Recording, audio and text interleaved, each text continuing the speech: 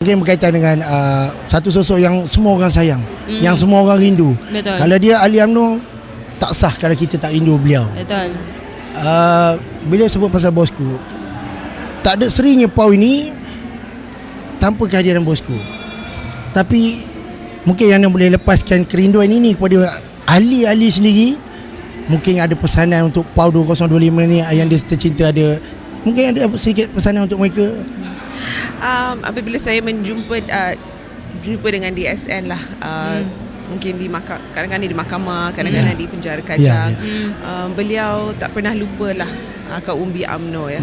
Beliau selalu bertanya UMNO tu macam mana, okey ke tak, orang kat bawah tu okey ke tak. Kalau ada PRN, PRK, beliau selalu suruh saya pergi membantu kawan-kawan saya berkempen.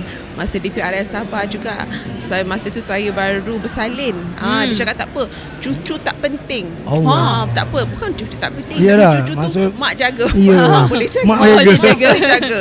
So mak pun dapatlah free pass lesson untuk pergi jumpa jaga cucu kan. Cakap sebab Yana kena pergi ke Sabah, walaupun tak boleh duduk sana 2 minggu pun, 5 hari pun cukup lah. Memadai maksudnya. Tapi itulah arahan dia. Itulah arahan daripada bosku. Sebab beliau terlalu sayang sangat UMNO. Beliau tak nak melihat UMNO ni dalam keadaan sukar, keadaan lemah. Jadi harapan saya ialah halangan, cabaran bosku sekarang ni memang ujian dia amat berat.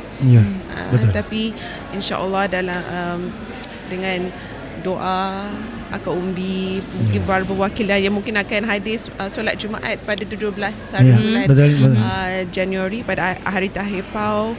InsyaAllah kita menunggu kepulangan beliau. InsyaAllah mungkin ada sinar, mungkin ada ruang untuk beliau bersama kami untuk Pau yang akan datang. Seterusnya.